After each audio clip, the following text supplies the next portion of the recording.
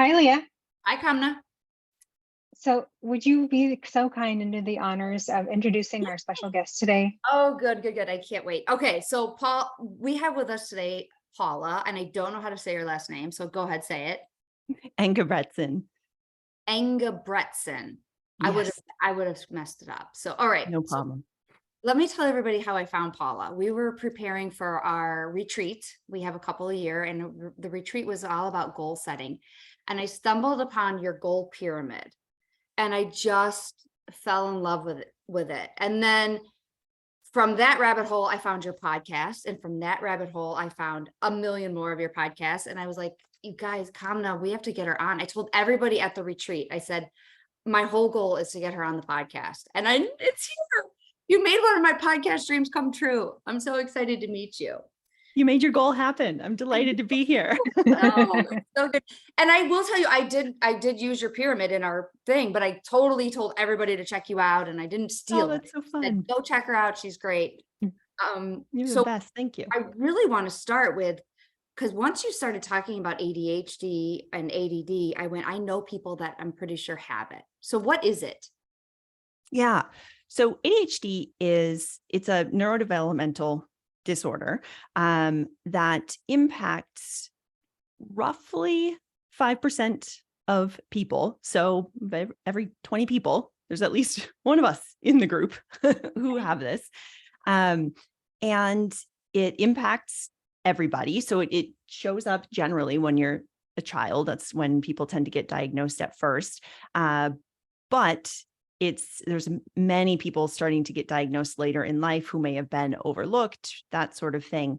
But when you have ADHD, your executive functions are really impacted, and the executive functions are housed primarily in the prefrontal cortex, like the front part of your brain, right behind What's your an eyes. executive function?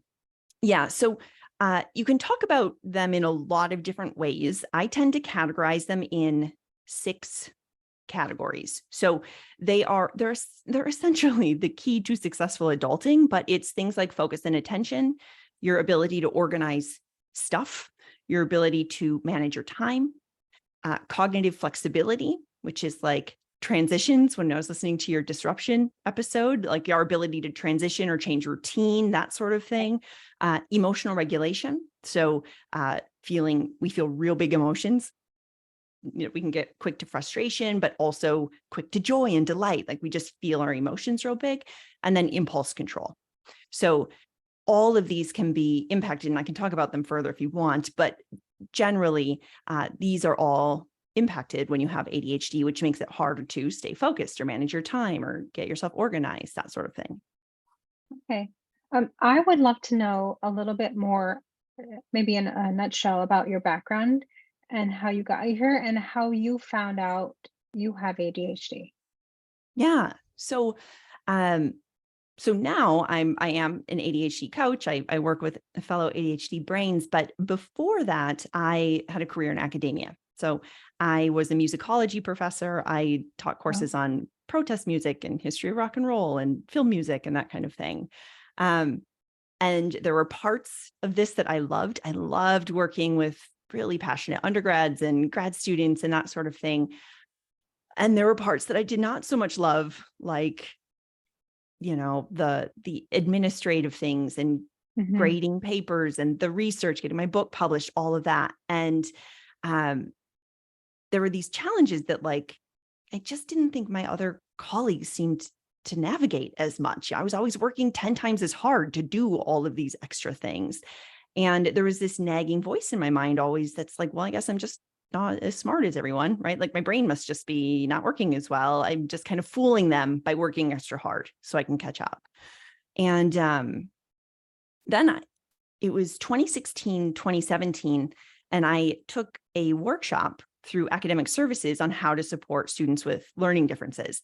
And they started talking about ADHD. And I was like, oh my gosh, that's me. All of that there on the screen. That is my life in a story on a PowerPoint slide.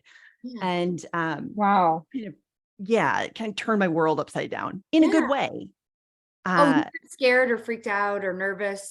There were definitely like big emotions that came up Yeah. per an ADHD response.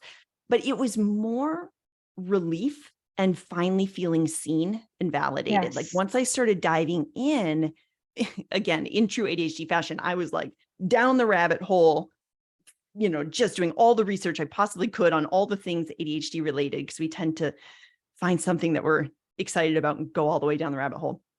And the more I learned about ADHD in adults and particularly in women, the more validated I felt. And I was like, oh, I'm not broken. And I'm also not stupid. My brain just works differently. I need glasses to see. It turns out I need some different structures to support my brain. There's nothing wrong here. Oh, I just need some different support. I Great. love that so much. It actually gave me goosebumps. I know, Yeah. great analogy. And you Yeah. said different strategies. Is that what you said? Right. Yeah. Different strategies, different supports. Dr. Russell Barkley, who's a big figure in the ADHD space, he talks about it as scaffolding. So just as, you walk through New York, they have all the scaffolding on the buildings and stuff to hold it up. We need that too. An ADHD brain needs some extra scaffolding to help us, stay on top of our things for work. We need some extra routines. We need some extra supports to help us follow through on the things that we want to get done. Yeah. So the question I had when I was listening to your podcast, which is called "I'm Busy Being Awesome," Love it. Yes. people really need to listen to this. Yeah. But the question I had was, if I'm a person and my conversations tend to, like, as I was saying to before we got on, to pinball around. Like I'll say, "Oh, I'm sorry, I have another thing to say." Or if I get distracted or if I go down a rabbit hole, how do I know that either I have it or I'm like, how do you know? What's the difference between an average person or someone who actually has this? I don't know. Yeah. That's not the right way to say it, but you know what I No, mean? that's a really good question. And it's a challenging one to answer. So definitely, if you were wondering this, or if any of your listeners, right, if anybody's wondering this, what I would first do is do a little bit more reading into ADHD and seeing what the common symptoms are. Because if you find that, you know what, I really do struggle with focus, maybe I'll give some like Yeah. examples of how it might be Yes. showing up, right? Yeah. So I talked about these 6 executive functions, right? Focus and attention is one of them. So this might look like you're struggling to stay focused on a conversation, or you might have a difficulty paying attention to detail quite often. So for example, 2 weeks ago, I was going to make this, or whenever the 4th of July was, I don't know, time is weird. But I was going to make this angel food cake with like sprinkles in it and stuff. And I was so excited to make this. And then I put in 2 egg whites instead of 2 cups of egg whites. And it turns out the cake doesn't work when you do it that way. And I just overlooked that detail. Like, didn't pay attention to the detail, did 2 egg whites instead of 2 cups of egg whites. So difficulty following instruction, attention to detail, easily distracted. You might have a hard time completing tasks because you're distracted by something else, right? Mhm. So you might have a trail of unfinished projects and that sort of thing. So that's what focus and attention might look like. Then we have organization of space of things. So this is more typical of like, what does your closet look like? Can you see your desktop? The back of your car? Sometimes it shows up as like piles of papers, stacks of mail on your island or whatever. ADHDers tend to organize in piles. So you have your piles everywhere. Yeah. Both Leah and I are like, I think we know somebody like this. Yeah. We usually, I mean, again, at least 5%. Probably you do know a couple of people like that. And I'm just, again, here's me pinballing. It's probably even more. Oh, I for sure think that's true. Yeah. I'm thinking it. Without a doubt. Yeah. Yeah. So what was her, I forgot even what your original question is, because I was so into what you're saying already. Oh yeah. So how we would know, right? Yeah. Like, yeah. So the 3rd category is time management. So kind of our organization of time. Planning. We have a hard time managing our time generally. So we navigate something called time blindness. I mentioned Russell Barkley. He talks about time is either now or not now for an ADHD brain. It's just now or not now. There's no like in a couple of weeks. I don't know what that means. That's the Now we're episode that not. I was telling Common about before we started. I said I listened to that one right after the goal pyramid, and I was like, "Oh my God." I just, Yes. yeah. Yes. So it's very hard for us to plan how long things take. I will write down a to-do list. I genuinely think I can finish it. It's probably 6 months worth of work that I wrote down in an 8-hour period, convinced I can get it done. So that's kind of the time management space, or showing up late or running late, that kind of thing too. The fourth category is cognitive flexibility. Again, this is one that I think of with when you're talking about the disruption podcast episode that you did. So this is our ability to shift and go with the flow when we're in like if somebody comes in and throws off our routine, if we have a morning routine that we're following and then something changes and we're like, and you like can't function anymore because it's so uncomfortable that your routine gets thrown off. Yeah. It can be transition starting and stopping things. So like if I'm scrolling and then I know I need to go write my podcast episode, that transition, like that's when procrastination comes up because like I can't seem to get started into the thing of shifting into the work. It can be just changes. Like if I had a plan and somebody comes and changes that plan, that can be very hard for a brain to adjust. Now, if it's my idea to change the plan, then it's not a problem. But if somebody else comes and changes it, Okay, so it's really hard. I need to ask you a question, and I'm sorry to interrupt you, but like I'm resonating with so much of what you're saying. I identify with this. How do I know that I have ADHD versus like just being weird Kamna? Yeah. So what I would do is, first of all, ask yourself, are these things impacting you in a negative way? Right? Are they holding you back? Are they impacting you? Like the next category is emotional regulation. Are you having more challenging relationship dynamics, right? Or is the time management keeping you from getting to work on time? Are you having a hard time meeting deadlines at work? When you are having conversations with people you love, can you stay focused on them? Are they getting frustrated because you can't remember all the things ever, right? Instead of just sometimes, because we're all human. Right. Like, are these things showing up and really impacting you? And if I yes, see. then what I would do is I would go talk to either your primary care, your therapist, if you have one, a psychiatrist. And what I would say to anybody listening, or to you, if you are resonating with this, look for somebody who knows about adult ADHD. Okay. There's been so much new research, new information coming out about this, especially in women over the last couple of years. And it's a lot for people to have to keep up with when there's so much other stuff to be aware of too in the mental health space. So just do yourself a favor and look for somebody who does at least note that they're familiar with and understand adult ADHD, because you can also get pushback from people of like, but nobody who's an adult has ADHD. That's just for little boys who can't sit still in their chairs. And that's just not true. But there hasn't been a lot of information on it, What's the biggest stigma or like impression that people have that's wrong about ADHD? Oh, good question. So I think there's two that are coming up for me. One is that it's just for 11-year-old boys, right? And that it's just the kids who can't still in class and get in trouble all the time. Yes, that's one category, but it's actually many. And that's why many little girls are overlooked traditionally, because we tend to be inattentive type as opposed to the hyperactive type. So we're a teacher's dream. We're just looking outside the window, doodling or whatever. And then we're overlooked because yes, we might not be doing very well in class, or we might be because we're trying so hard to keep up and like we're judged by our achievement. But so we put all of our efforts there, but we're not the one causing trouble. We're not the ones where the teacher needs to give all the attention. And then that's the one, like the little boys are the ones who get help because they're the hyperactive ones disrupting the classroom. That would be one area. The other, I think, big misconception is that it's only focus and time.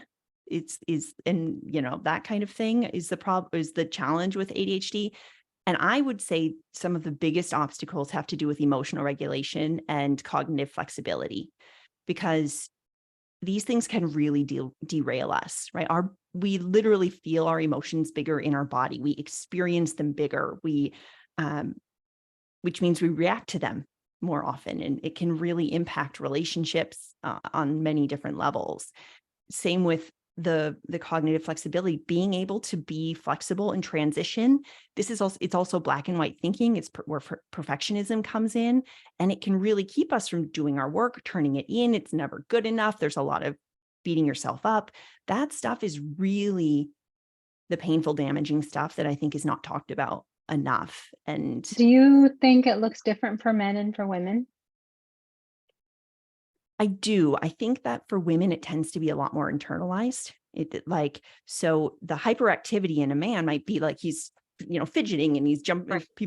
People can't see me. I'm like moving around in my chair a lot for people Yeah. listening to the Good episode. point. I forget about that. But yeah, so men, again, this is traditionally, there are definitely inattentive type men as well. Right. But for women, the hyperactivity tends to be turned inward, and it's a lot of ruminating thoughts. It'll present as anxiety. And so I was first diagnosed with anxiety and depression. This is often the story for many women, but really it's untreated ADHD, because we have to be super anxious to be able to keep all the things in our life under control, because we're struggling so Wow. hard because our executive functions aren't working properly. And so we're overcompensating, and anxiety is driving us. You're just blowing my mind today. I don't know. It's it's just blowing my mind. I feel like a lot of people will really be able to relate to what you're saying.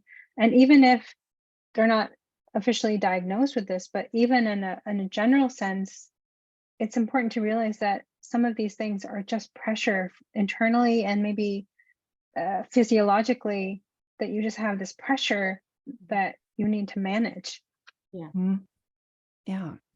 So I kind of wanted to shift a little bit in terms of, so our podcast is mainly exploring basically why we end up the way we are, and why that tends to lead to issues with health and weight and self-image.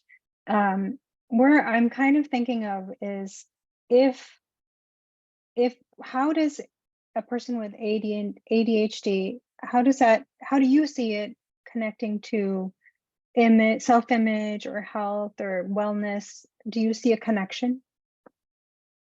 Yeah. So I think for a lot of people with ADHD, we tend to struggle with self-confidence and self-image generally, right? So we're always, I try not to use absolutes like that. We're often struggling to, see ourselves in a good light. And I think that we really do feel this pressure that we need to keep up. I mentioned when I was in academia, it was always, I need to work 10 times as hard to be able to keep up with everyone else. And I think there is this kind of element of comparison to a lot of different things. And if in the wellness space, I mean, that's right there too, especially when we're on any type of social media platform and there is that comparison. It's very easy to then get into your head, start ruminating on the comparison, and start pulling yourself down, especially because the last executive function is impulse control, which is this, I mean, it's really challenging to control those impulses of like continually scrolling or going to the pantry and eating whatever's there, or, all of these things to kind of numb our emotions that come up because they're so big.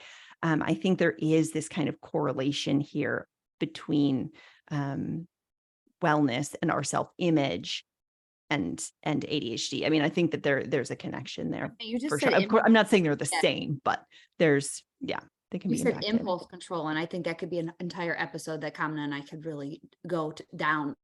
Impulse control episode, like, Mhm. don't you I mean, yeah. Yeah, Big- it's a big one for sure.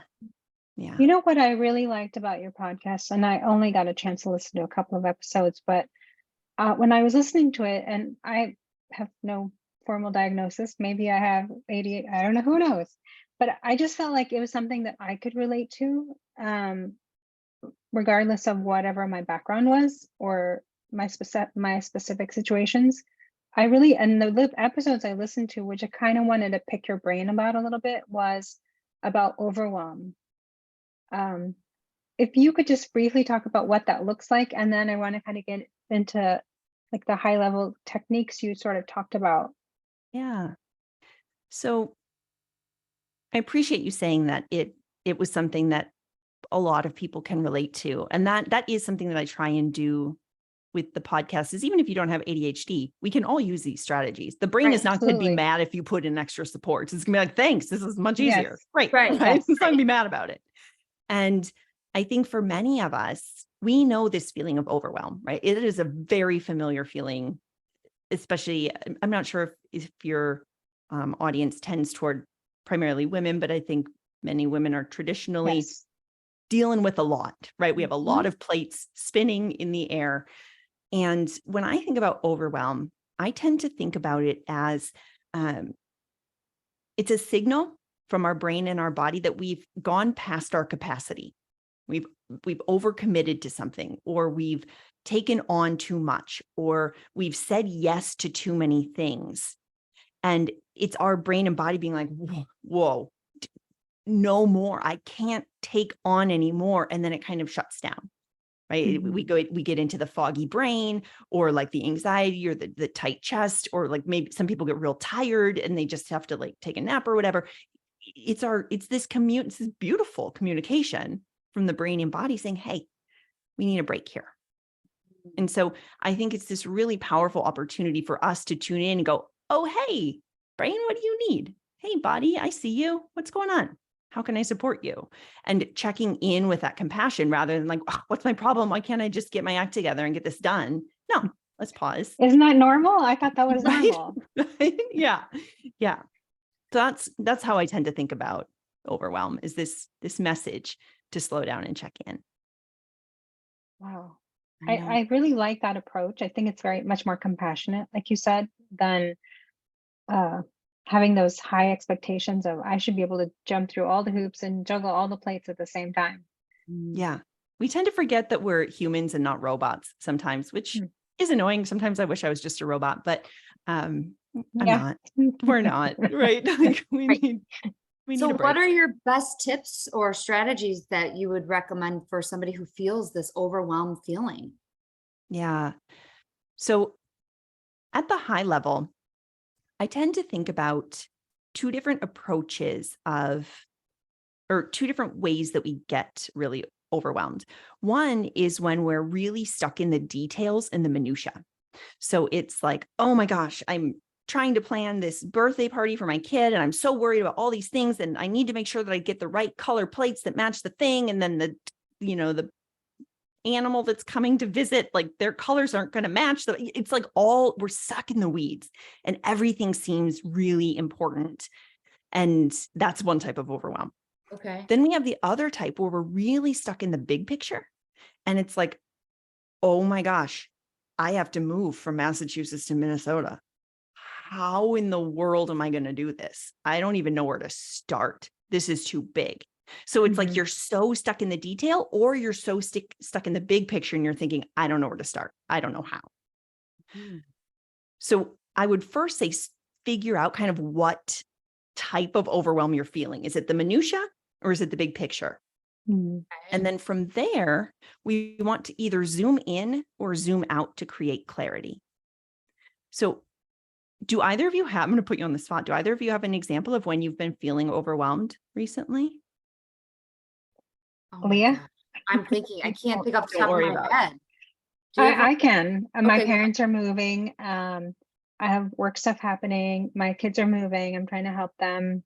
I have house stuff, like the house needs to be taken care of. Friends Mhm. or their like social commitments. And my list. I know I shouldn't compare, but it doesn't feel as big as other people's. Yeah. Okay. When you think about that list, what feels most overwhelming? Probably my people moving to different places. Mm-hmm. Okay. So when you think about that, is it like oh my gosh, there's so much, I don't even know where to start? Or is it, but I need to make sure I get all the boxes and the tape and the Sharpies and the labels? What feel like, where do you go first? For me, it's the area of what I cannot control gives me the most anxiety. So if I'm Yeah. there to help them, I can be in it. But if I can't control it, then it's going to give me like some distress. Yep. Okay. So for you in this situation, we're kind of in the big picture of like, I can't control, I don't know what I can control. This is too hard. I don't know what I can do. And they're not doing it the way I would. And there's like that part probably for me anyway. It's like She's all in of your Yeah. head. that. So Oh, you got it. Way to call me just out. know it Paula. well. I know. Just know it well. So here, what we'd want to do is we'd want to zoom in. So when we're in the big picture and we're kind of overwhelmed by all the things, we want to zoom in and go, okay, but what matters right now today? So if we think about the people moving, maybe think about one of them. Is there something you need to do today or something you want to do today that would help? The answer might be no, and that can be peaceful too. Mhm. And if there is, it might be like, you know what? I want to send a text and just say, I'm thinking of you. Maybe that Oh. would feel really good. Or maybe it's, I send a text and I say, hey, do you want any help this Saturday? Mhm.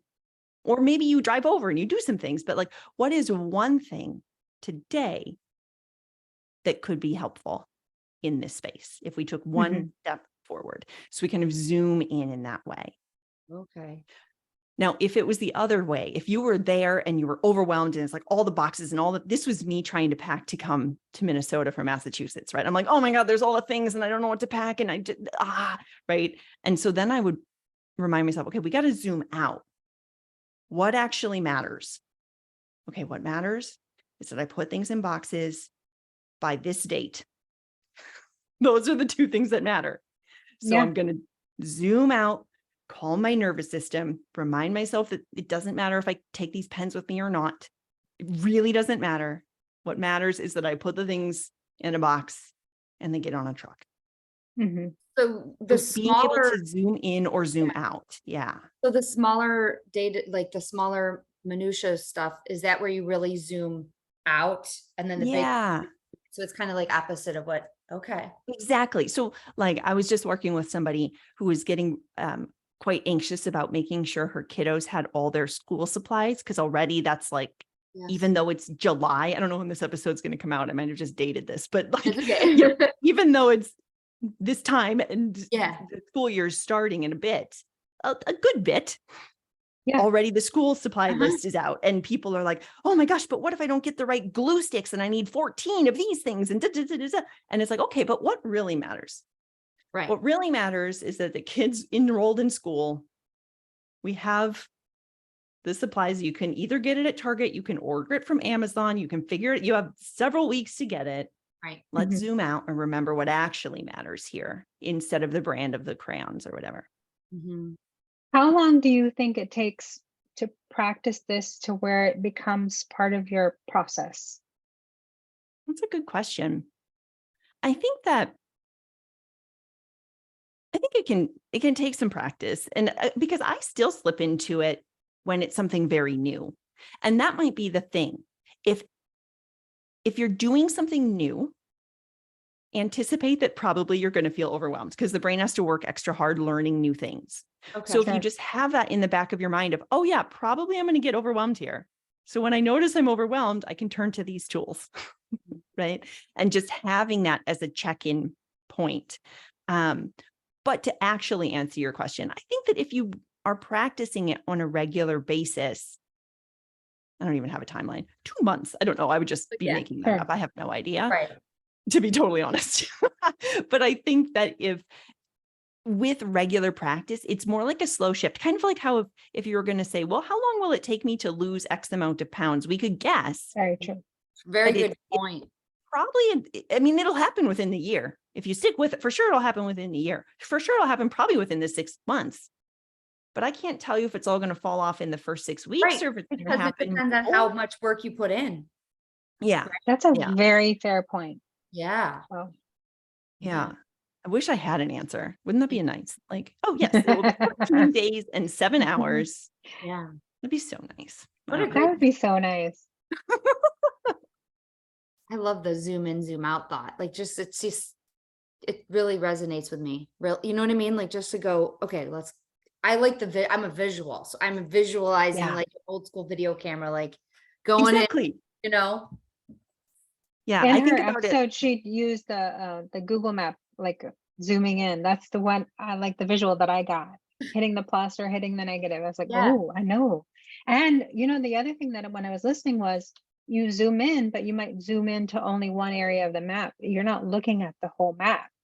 So I Mhm. thought that whole analogy was really spot on. Oh, I'm so glad. Yeah. And that's the same thing with the move, right? Or you have a couple different people moving. Maybe you're zooming in on just one of those moves, right? And then Mhm. we zoom in even further and we're like, just this one move with with these people in the living room in this drawer. Oh, That's where we zoom like into, zoom, Yeah, zoom. Yeah. exactly. Oh, yeah. It's a good point. Wow. So now that you have some of these coping skills of managing either the overwhelm or just some of the daily life things, how do you think it helps you navigate some of the challenges you might face with ADHD? Yeah. That's a really good question. So I'm glad that we looked at the overwhelm piece today, because I think that this is a big part for anybody, because Mhm. when we can build in that pause point of, Mhm. oh, I'm feeling overwhelmed, let me check in here. That's honestly the secret to the universe of anything. If you can pause and then decide intentionally what's next, that can be so powerful. And do I want to eat the vegetable I prepared ahead of time Right. or not? Do I want to stick with this Leah, she really schedule? listened. I did Well, listen. I'm really thinking, because when you said like the whole overwhelm thing, and I just related it to like, how many times have I been like, oh my God, do I drink my water today? Do I eat my vegetables today? Do I make my protein? Like, what do I do today? And I Mhm. think that I think I need to zoom out, actually. Maybe I'm Mhm. wrong. Am I wrong? Would it be a zoom outer? I think you could do both. Okay. Like what I would do if we use this as an example, Yeah. A great when example. we zoom out, what actually matters for you with all these things? What matters That- most? For me, this would be me personally. For me, I need to get my protein. Okay. Okay. Yeah, that's But what then, yeah. So we know for you, number one, protein. Of Yep. all the things, who cares that, like, yes, vegetables are great. Yes, it'd be great to get all the water, but we need protein for your muscles. right. So if that's what's most important, then we can zoom in. We can like go back in and go, okay, what can we do to make it really easy to get Okay. protein today? Or like, how much protein do I need? Right. Like going back to the Zoom basic. in, get specific. How much protein? It's, For 100 me, grams, yeah, 60 for me, it's grams, 96. whatever, Yeah. 96 grams. Okay. Yeah. So then we go, okay, so I've zoomed in now, 96 grams. And one of my favorite questions is, how do I make this easy? Oh, I love that question. How do I make this easy? Why have I never thought to ask myself that? I don't know. Oh, But it's such a sometimes that can great, open up. Yeah. Like, okay, well, how do I make this easy? Is it like I just cook some protein that I actually like on Sundays? Or is yeah, it that I just rely on protein shakes more? Cause that is literally easy. Is it, whatever, I don't know, but right. playing around with it. Yeah. How do I make this easy? What a Mhm. great, like go to Costco and get a rotisserie chicken, Done. period. Done. Yep. See, your brain knew. Your brain's like, oh Yes. yeah, Costco, done. My Easy. brain went like, okay, yeah, that can make it easy to this. Yeah. Mhm. Yeah. Leah, does that And you take could some do of the maybe pressure even off when you think further. of it? Say that again, Kamna. When you think about going to Costco and checking off your protein, does it take some of the pressure off? Well, I immediately am like, yeah, duh, I'm going there. Now, if I ask myself, how do I make this easy tomorrow? It's going to look a little bit different. Mhm. But every day I'm the same, overwhelmed with this. All right, what do I do today to get my health checks done? Like every day I feel that way. So I like, okay, what do I need to work on today? And if it's protein, go back in. How do I make it easy today? Maybe it's I just make a bunch of eggs. Like I like this technique. I guess I'm calling it a technique to ask myself this, like as one of my check-ins. We're making it sound like it's 5, 10, 15 minutes of a process, but it's not. Right. It's It's like 20 a- seconds. maybe a full minute it would be all it Mhm. takes. You know what I mean? Yeah. The longest part will be kind of realizing you're in the spin of overwhelm. Like Yes. it'll be that part where you're like, oh wait, hold on.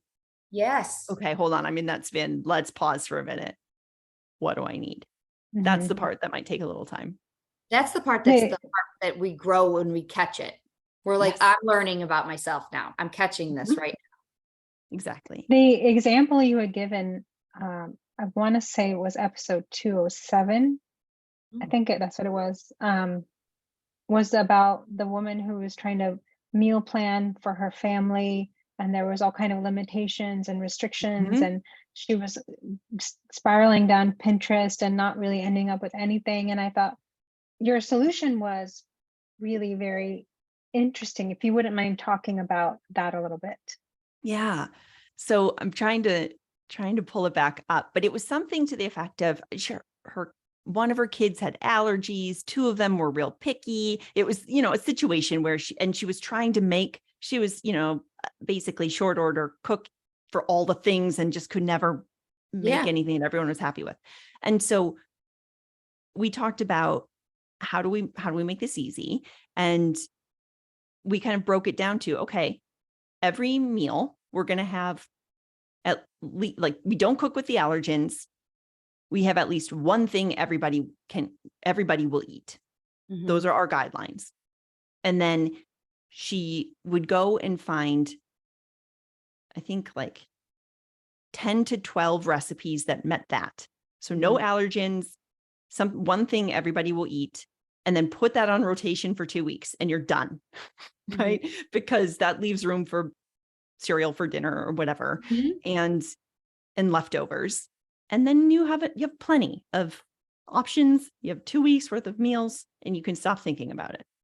I Mhm. like that example because it was really like simplified and took some of the pressure off that you don't have to have 30 days of meals and they don't need to all be different, and you can have a rotation of things that work, Mhm. and that's fine. That's perfectly Exactly. fine. Yeah. Yeah. How can I Especially make for this kids. easy? Yeah. I love how Yeah. you said, okay, we have to make dinner for all of these different wants and needs. How do we make it easy? Like, what a Mhm. Mhm. mind-blowing question. Yeah. My other one is, how do I make this fun? If I can't make it easy, how do I make it fun? Oh, I like that one too. I do So it's fun to too. play with both of those. Yeah, Because sometimes because it's like, I can't make it any easier. Okay, well then how do we make it fun? Put on some music, or like move outside, or do something where it's more enjoyable. Bring someone else in to do it with you, whatever. I love that you admitted that sometimes we can't make it easy. Yeah.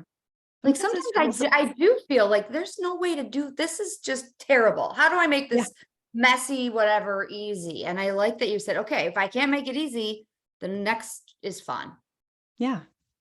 right? Or the flip side, what if I can't make it fun? It's just stupid. Well, then at least can we make it easy? Like, can we make Yeah, Very make it true. less hard? very Yeah. true. Yeah. Okay. Interchange.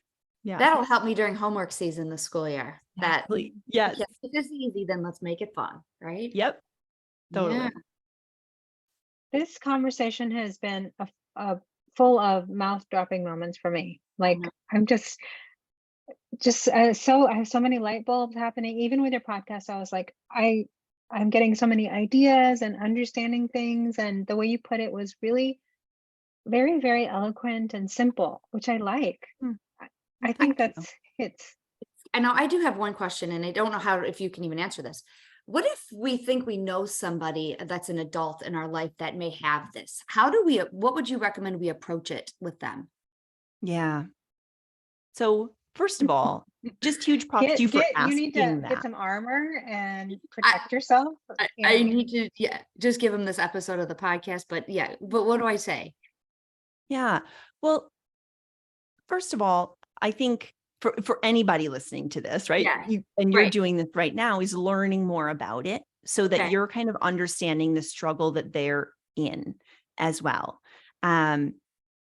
Because I assure you, the things that frustrate you about their tendencies, they beat themselves up way more than you have any idea.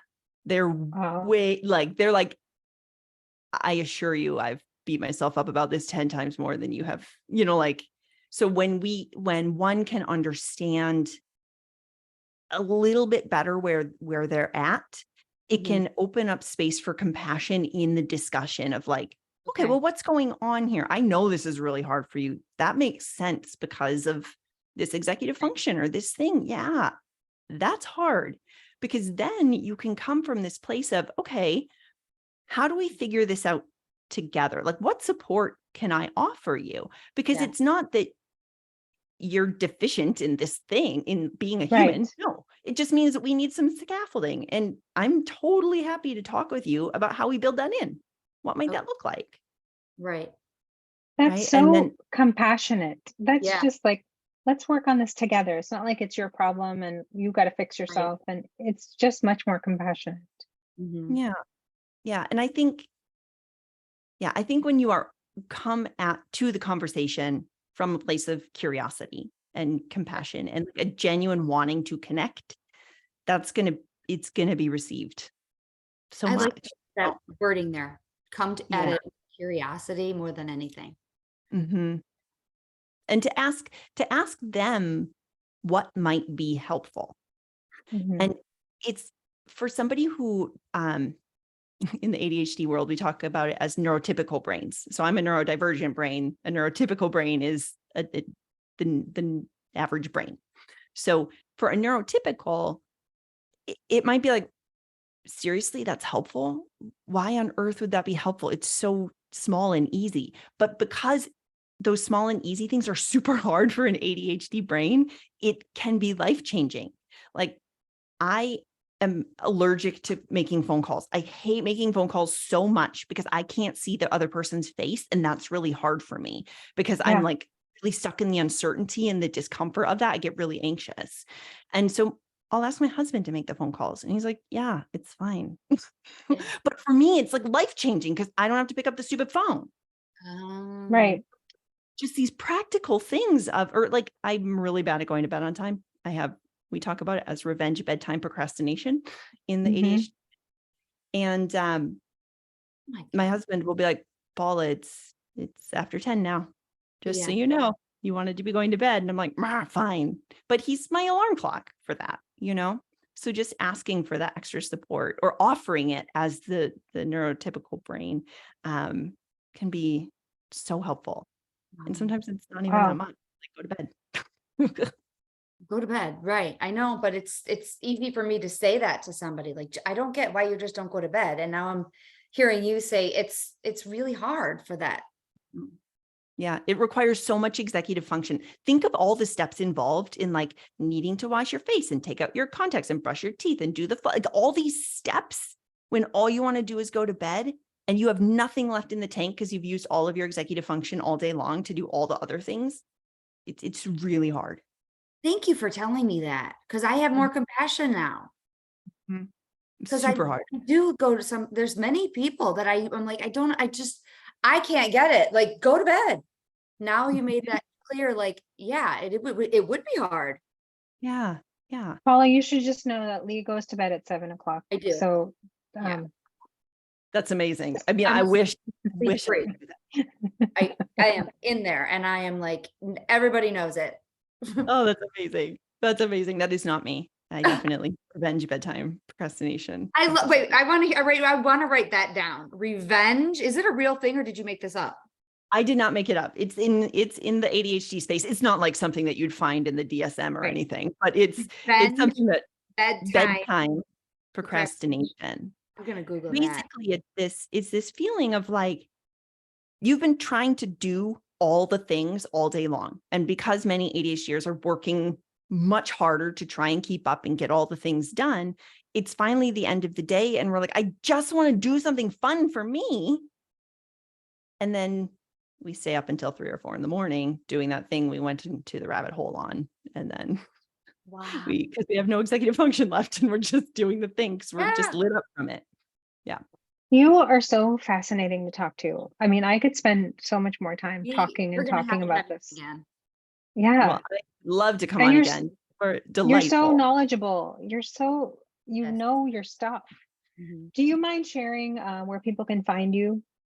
Yeah. So if they want to learn more, they can check out the podcast. It's called I'm Busy Being Awesome, and it's on all the podcast platforms. And my website's I'mBusyBeingAwesome.com. I'm Busy Being Awesome on Instagram. So yeah, I follow you All on the there, things. but Find me everywhere. I'm busy Being being awesome. I love that name, by the way. Great name. Great. Thank you. So, Thank you. So Instagram, it's I am busy being awesome. Yep, And are you on? it's not I am, but like I and am. I am busy being, but not Oh, I. okay. Got it. Like with the contraction, I apostrophe M, but there's not actually an apostrophe. Got it. Awesome. and we will put in the show notes your goal pyramid and some of the other Oh, things yeah. I was listening Perfect. to for everybody to follow you, and just thank you so much. So Excellent. much. Of course. Yeah. And for anybody, feel free to reach out. I'd love to connect. Let me know where you're at. I'd love to hear about it. Thank you so much. Thank you for having me. This was so fun.